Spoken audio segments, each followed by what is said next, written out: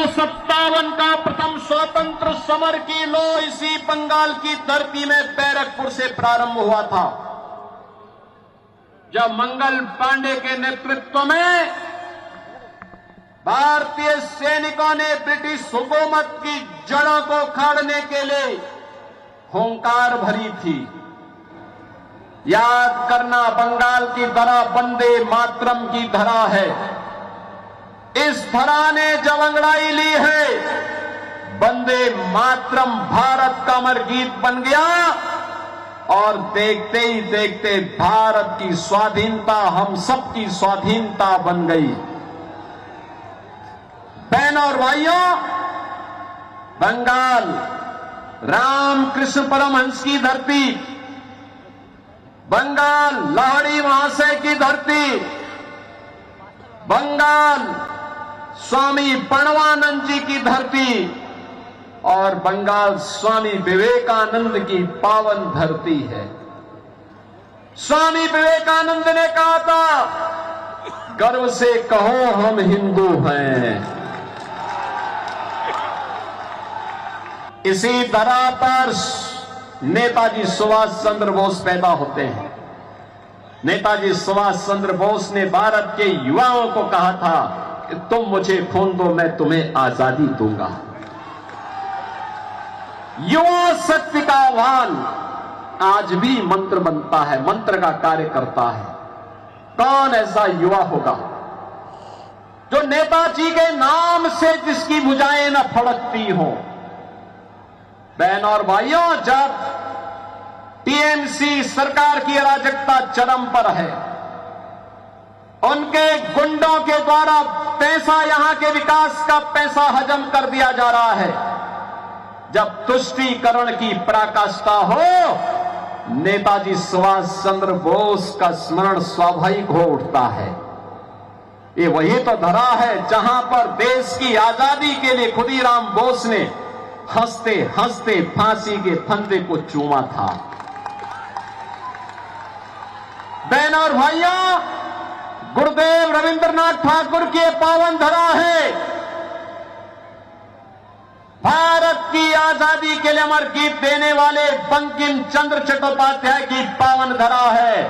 और मैं इसे संजोग बोलूंगा, कभी वंदे मातरम भारत की आजादी का अमर गीत बना था, आज वंदे मातरम के 150 वर्ष जब पूर्ण हो रहे हैं, तब टीएमसी की अराजकता से बंगाल मुक्त होकर के डबल इंजन सरकार का स्वाद चखने जा रहा है।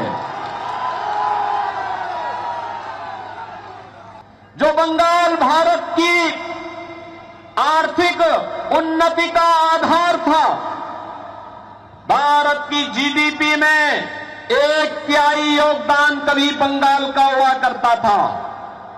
जो बंगाल लीडर की भूमिका में था, आज लूजर की भूमिका में होकर के टीएमसी, कांग्रेस और कम्युनिस्टों के लूट तंत्र का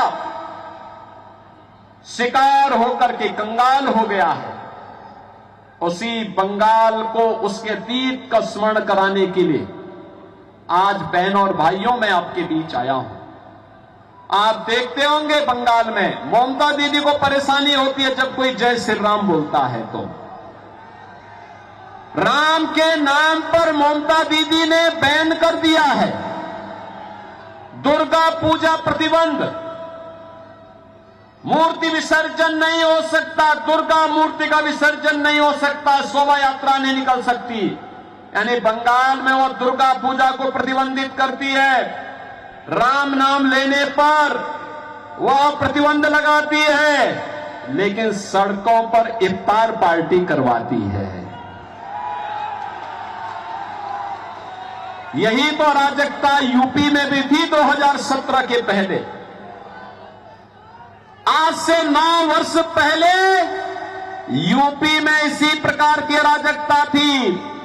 उपद्रव होते थे, गुंडागिर्दी होती थी, पर्व त्योहार के पहले कर्फ्यू लगता था, सड़कों पर नमाज होता था, इफ्तार की पार्टी होती थी, बेटी असुरक्षित थी, व्यापारी असुरक्षित था, विकास ठप था।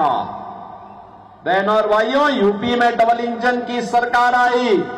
आज प्रधानमंत्री मोदी जी के मार्गदर्शन में यूपी डबल इंजन की सरकार यूपी के अंदर चल रही है। न कर्फ्यू है, न दंगा है, यूपी में अब सब चंगा है।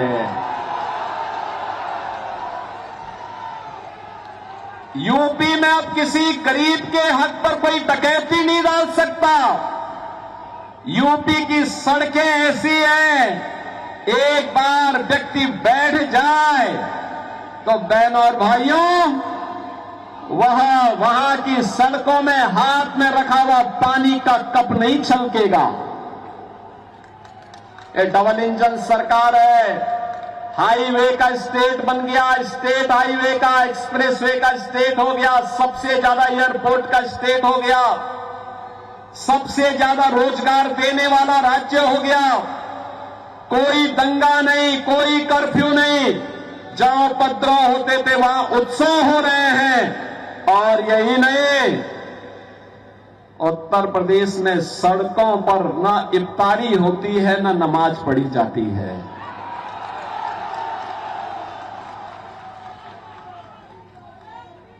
मस्जिद से अजान के स्वर भी नहीं सुनाई देते हैं। और याद करना, उत्तर प्रदेश में, अब उत्तर प्रदेश में ये सब नहीं है। उत्तर प्रदेश में तो उत्सव है, नौजवान के लिए रोजगार है, अन्नदाता किसानों के चेहरे पर खुशहाली है, हर बेटी हर व्यापारी सुरक्षित है। और उत्तर प्रदेश भारत की अर्थव्यवस्था का ग्रोथ इंजन बनकर के सामने आया है। अगर आप ये वीडियो YouTube पर देख रहे हैं तो हमारे चैनल को सब्सक्राइब कर बेल आइकन दबाएं, और Facebook पर देख रहे हैं तो हमारे पेज को लाइक करें।